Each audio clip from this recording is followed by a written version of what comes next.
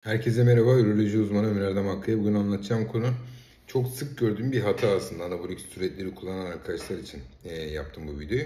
Neden? Çünkü insanlar kendi kendine araştırıyor. Rimobolan'ı buluyor. Diyor ki en az zararlı olan anabolik steroid buymuş. Arnold Schwarzenegger'de kullanıyormuş. Ben bundan kullanayım kendi kendime, vücudumu daha geliştireyim diye. Arkadaşlar şu olay çok oluyor.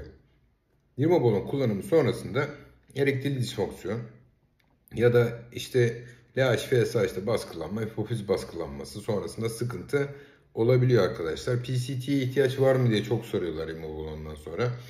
Bunun da videosunu yaptık aslında. Hangi anabolik steroidi kullanırsanız kullanın, bıraktıktan sonra bakarsınız LH'ına, FSH'ına belli bir süre sonra açılmıyorsa kullanmanız gerekiyordur.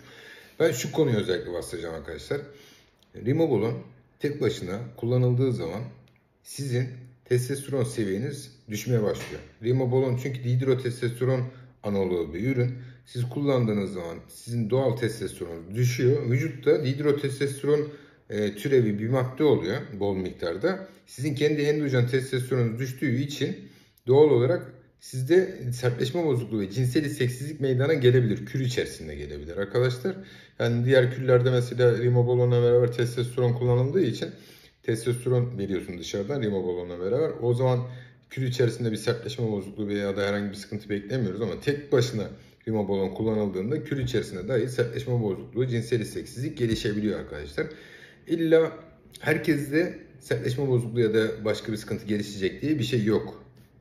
Ama internetten böyle duyduğunuz Arnold Schwarzenegger kullanıyormuş, düşürmüş. Arnold Schwarzenegger bir tek Rimobolan kullanmıyordur büyük ihtimalle. Bir sürü ilaç kullanıyordur. En sevdiklerinden birisi de belki de budur arkadaşlar. O yüzden yani her okuduğunuza inanmayın. İnternette, Google'da aslında çoğu zaman bir çöplük gibi. Yani oradan doğru bilgiyi bulmak, ayırt etmek, onu kullanmak yani çok zor bir şey. Bizim başımıza da geliyor mesela. Bir sürü ameliyat tekniği görüyorsunuz YouTube'da.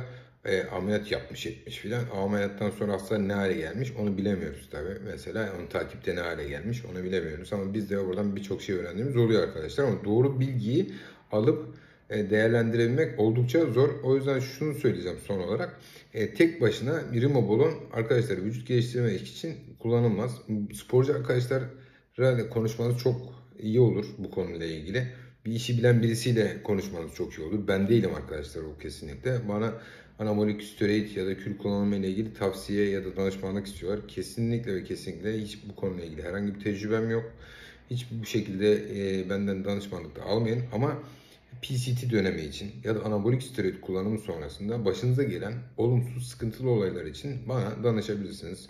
Hizmet alımı yapabilirsiniz arkadaşlar. Ama dediğim gibi kürle ilgili, kas gelişimiyle ilgili açıkçası arkadaşlar ne bilgim var ne tecrübem var. O yüzden bu konularla ilgili zaten yorum yapmıyorum ama şurası kesin. Bana birçok hasta sadece Rimobolan kullandığı için kür içerisinde sertleşme sorunu nedeniyle bana başvurdu. Bunun da nedeni kür içerisinde Rimobolan kullanımı sonrasında endojen yani kendi ürettiğiniz testosteron seviyesinin oldukça düşmesi ve dolayısıyla kişide sertleşme sorununun gelişmesidir arkadaşlar. Dinlediğiniz için teşekkür ederim. Saygılarımla.